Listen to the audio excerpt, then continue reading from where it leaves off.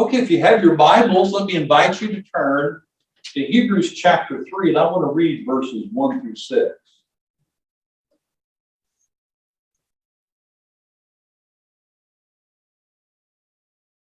Hebrews 3, 1 through 6.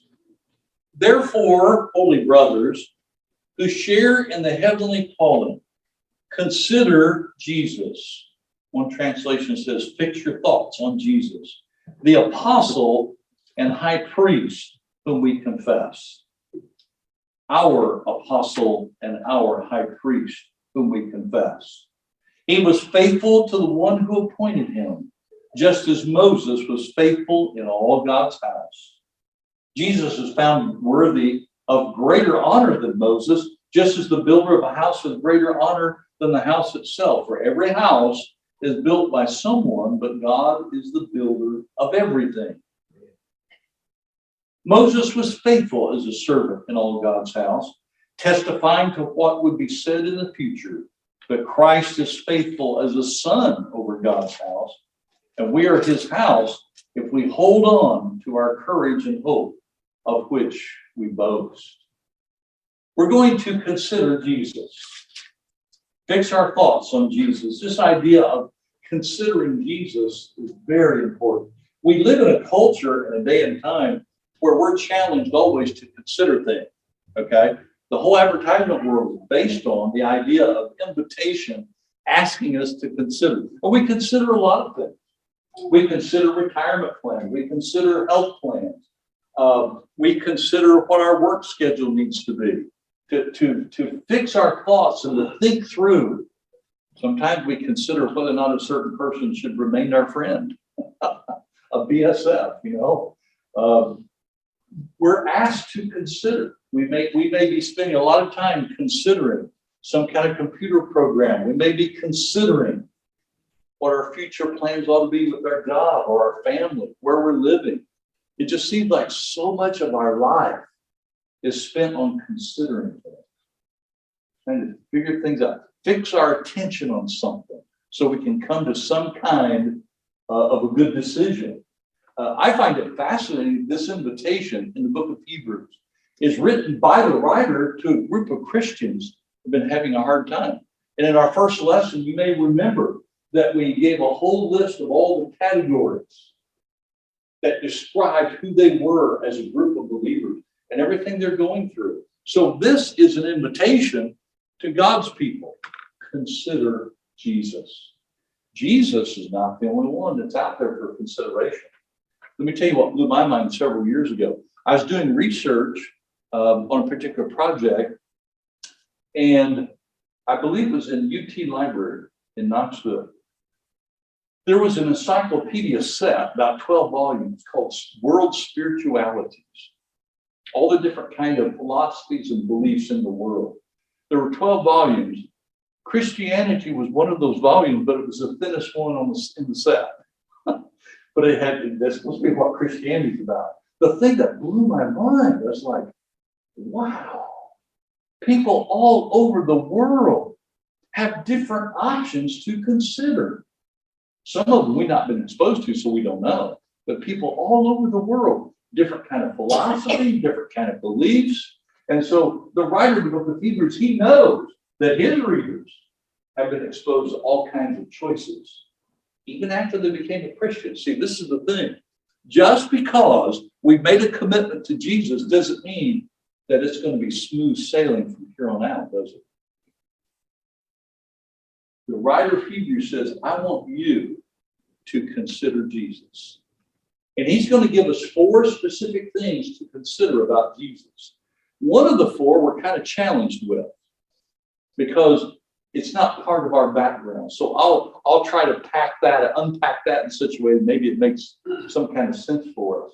But to start off, I want to look at Jesus being considered. We consider him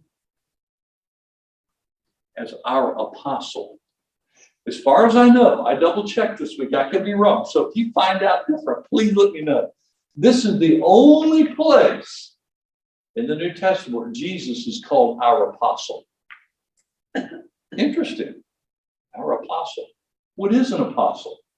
In the ancient world, it's a word that came out of sort of the naval setting and shipyards, that an apostle originally represented a ship that was full of cargo and it had a purpose and a mission being sent somewhere.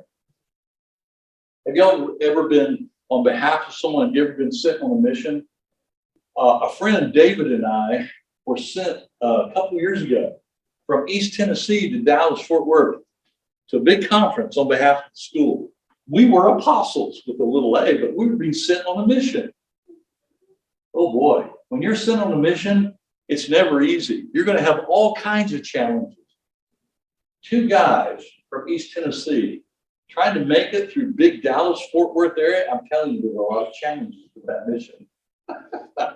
All the way trying to figure out how to drive. I'm telling you, 8 lanes going like this and trying to figure out which lane you're supposed to be in. Oh my. And they get there and they dropped our reservation for our hotel. But we thought we were going to sleep outside in the parking garage. But we got that worked out. But it was so interesting to me. And so as I think about Jesus being an apostle, he was sent by God on this earth with a mission. But his life was not smooth sailing. He had all kinds of challenges, didn't he? All the way from opposition to the experience of suffering himself. He was sent as an apostle, and one English translation says very clearly, he is our apostle. And think about that. It's not just that he was sent by God with a mission. He was sent for you, and he was sent for me. He's our apostle. We get to claim him.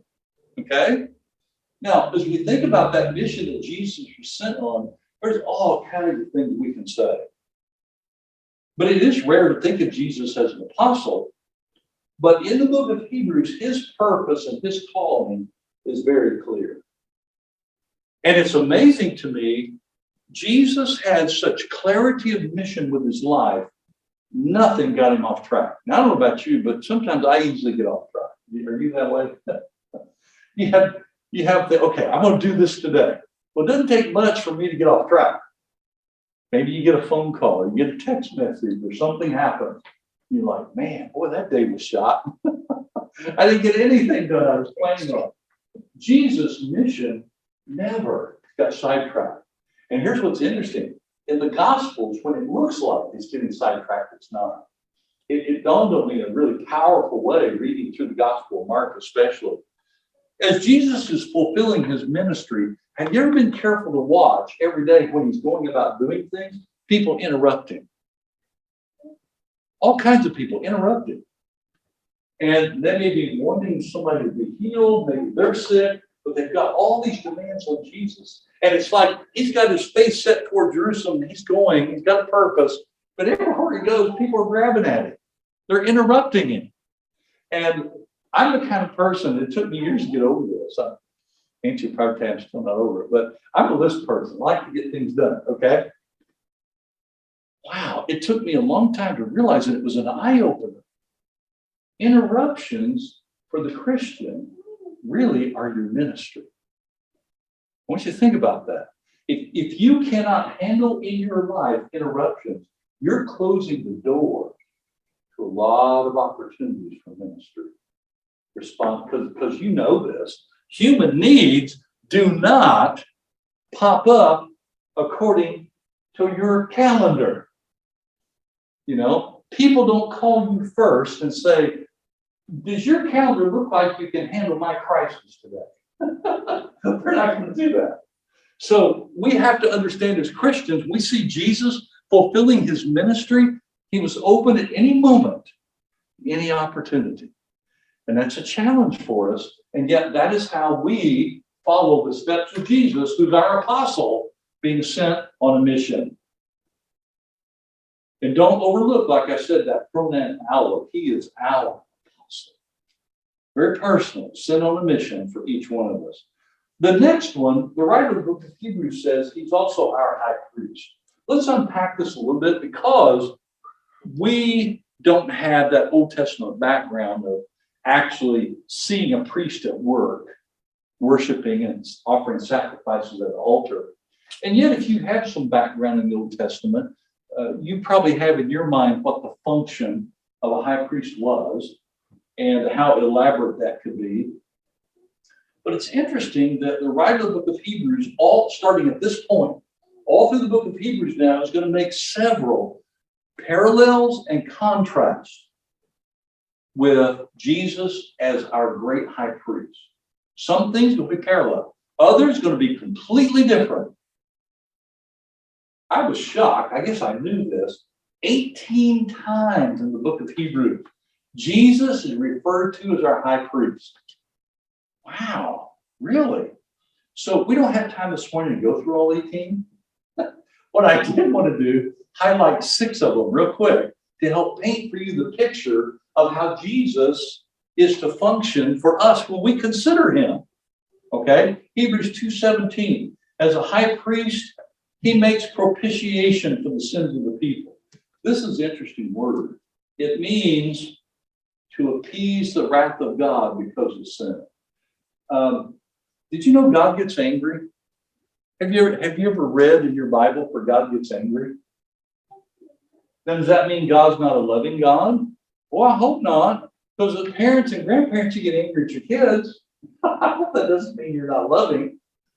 But what it means, there are some things that are so against the very character of God and God's design for the world that when sin occurs, the wrath of God comes down on that.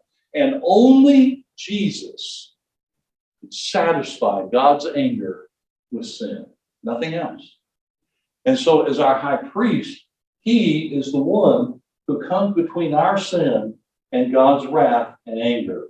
And here's why. I thought about this week, and I'm going to say this, see if you agree with it or if you would like to tweak it a little bit.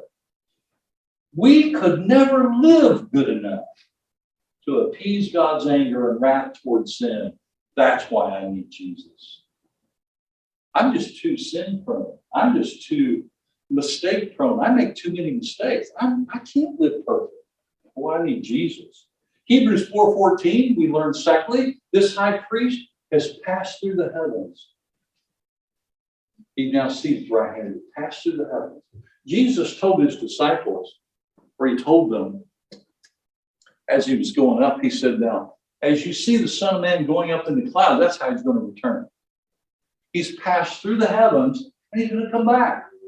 But that's our high priest. And so I get, at least my take on this is, when we consider Jesus, recognize he wasn't an ordinary man.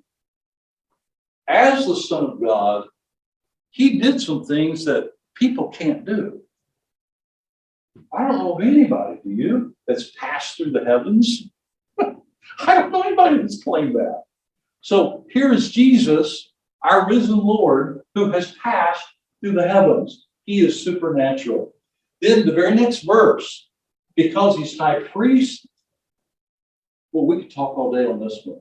He is able to sympathize with our weaknesses. Now, that he actually speaks the opposite of that. He's not the priest who is unable to sympathize. He sympathizes with our weaknesses, and who in every respect has been tempted as we are, yet without sin. Jesus knows our world. He sympathizes with our weaknesses. I get the impression sometimes from talking to Christians that whenever they're faced with a weakness or they're tempted with a sin, that's when they don't feel like they can go to God through Christ. And they feel like that only when they live good enough can we now approach God to ask for help. That's not what this says. Jesus sympathizes with our weaknesses. Don't you love it when somebody sympathizes with you? Empathizes with you, can feel what you're feeling, to validate what you're going through, that it's important. Jesus sympathizes with our weakness. Man, I'm just wondering if every day we're aware of that we take advantage of that. Jesus sympathizes with our weaknesses, whatever they are, because for each of us, those weaknesses are different. Chapter 5, verse 1.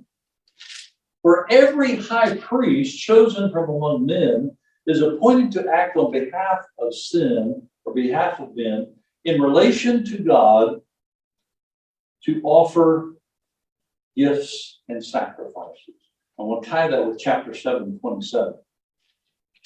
Jesus has no need, like those high priests, to offer sacrifices daily, first for his own sins and then for those of the people, since he did this once for all when he offered up himself. Once for all. That's it.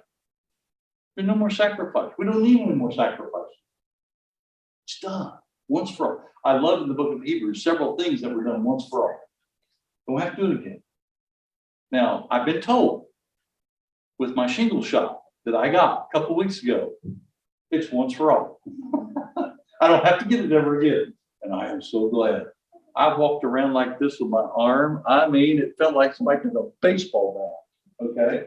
And then it kind of affected my shoulder joint. I was like, oh man.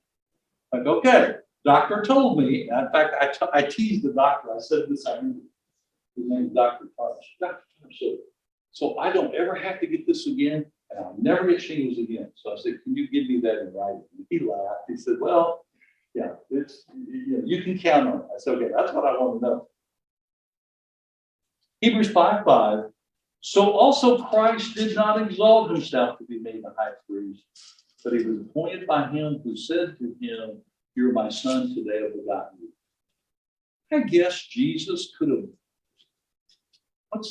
he could have wormed his way into that position, but he didn't.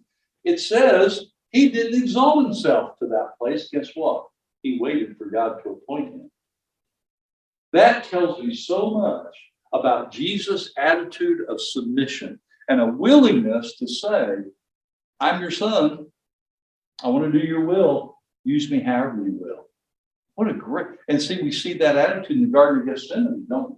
Where he's praying, Father, if at all possible, let this cup pass from me, but not my will, but yours be done.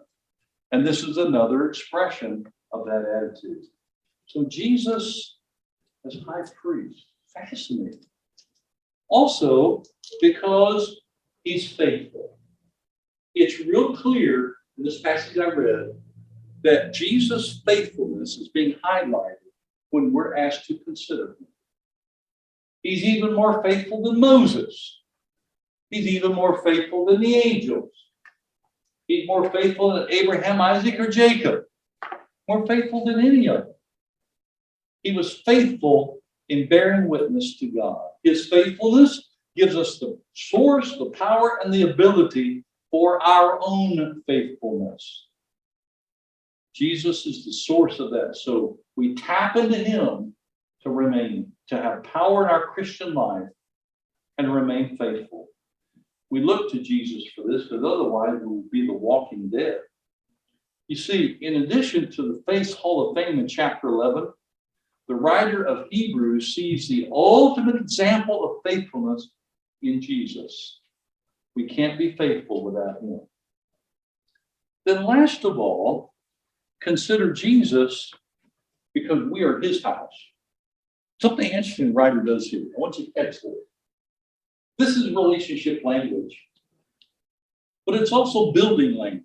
The building is done by God. Jesus has greater honor than Moses, greater honor than the angels, greater honor than David, anybody. He's got greater honor. And then there is what's called the implicit argument here, the teleological argument for the existence of God. It's the old-fashioned William Paley, the philosopher, made what's called the watchmaker argument for the existence of God. If you see a watch, you know there had to be a watchmaker. If you see a world, guess what? Reason tells you there has to be a world maker. But he's going to use another example. He says, every house is built by someone, but guess what? God's the builder of everything. Now, if you were to come to my house and you saw outside my garage a pile of lumber, and you saw this sitting on top of my pile of lumber, would you think that these pieces of wood just kind of on their own glued themselves together like that? Now, this is supposed to be a little house that was for our nativity village. I didn't get finished. I ran out of time this Christmas. But when you see that, you don't think that just kind of fell together. No, there's somebody who intentionally got the angles right for the roof, got all the sides measured just right, and glued it together. Nobody would argue that. You wouldn't put that on top of a pile of lumber and say, that just made itself. Well, no. And so the writer of the book of Hebrews is going to take this image of a house. You got a house, guess what? There's got to be a house builder. And guess who that house builder is? God. Okay, that's God. And guess what? We are God's house. And here's what the writer of Hebrews is saying. You look at the church, what do you see? The church is evidence of God. Really? A church filled with human beings that have weaknesses and that sin and that are tempted, and some of them are on the verge of giving up their faith. The writer is real clear here. We who are the church, we're the house of God. Guess what? Proof of God's existence. Just think what your life and my life is like, all because God has intentionally, and we've allowed God intentionally to work in our life to be a part of the church. I wouldn't even want to think about my life apart from God. Would you? Honestly, I don't know how people do it. And when I've had to be at funerals and give funeral messages, and the family that I've worked with has no belief in God, it's hard. I mean, what kind of encouragement can you give the family if they don't believe in God? So we who are the church, we're evidence of God. Wow. I mean, that blows my mind. That means we need to take more seriously our faithfulness and our part of the church, doesn't it? Now, he's going to point out two things real quick, and then I'll be done with the lesson. It's not just fact that we're a part of the house of God. He's going to say, we want to hold on to our courage and the hope of which we boast. So let's talk about those two words. Courage. It's, in some translations, say confidence. It's the idea which described in the ancient world, if I went before a king in the country in which I lived, because I was a citizen of that kingdom, I had the right and I could have the boldness to stand before the king and make my case on anything. Okay? I had that right. I could speak boldly and frankly. Have you ever watched movies? And I love this when it comes up with the military. Someone will say to their superior, do I have permission to speak frankly, sir? Okay. And sometimes when a person speaks openly and frankly, like, the officer is like, oh my goodness, I'm not sure I should have given him permission. We understand the value of someone wanting to speak openly and frankly, with courage and confidence is what he's saying. So that courage and confidence that we have, it's tied together with our hope. And this is woven through the book of Hebrews. Courage with hope. But when you put those two together, I can't think of a better stance for living the Christian life. Courage, confidence. I have the right to speak. I have a message to speak, and I can do it boldly and confidently with God's help. And at the same time, I have that hope that's coupled with that. And you put those two together, there's no stronger witness for the Christian than that. So this morning, as we come to the close of our lesson, I want you to consider Jesus. We're all Christians, but he wrote this to Christians. Consider Jesus. And it's almost like we hear him saying, don't ever stop considering. Or if maybe there's been something in your life that has maybe hindered you from considering Jesus, reconsider. What is it he's got to offer? Who is he? How does he function for you? He's our apostle. He's sent on a mission for us. He's our faithful high priest. He was and he is faithful every bit of the way for us. And then we are his house. This morning, I get to ask the question, do you need to consider Jesus through the act of Christian baptism? Maybe you've not made that step in your life for him. Have you stopped considering Jesus? Has Satan hindered you from considering Jesus as you should? Maybe you desire prayer from the church for that. But may God instill in our hearts the joy of being able to participate in this life that considers Jesus. And with this exhortation, in the book of Hebrews, we learn what exhortations are. There's several of them. Let us embrace in the fullest way and enjoy in the greatest way possible this life that actually is going to be unpacked in the rest of the book of Hebrews, but this life that answers the call, consider Jesus. Do you need to consider Jesus? If so, won't you come when we stand and sing, bring Christ your broken heart.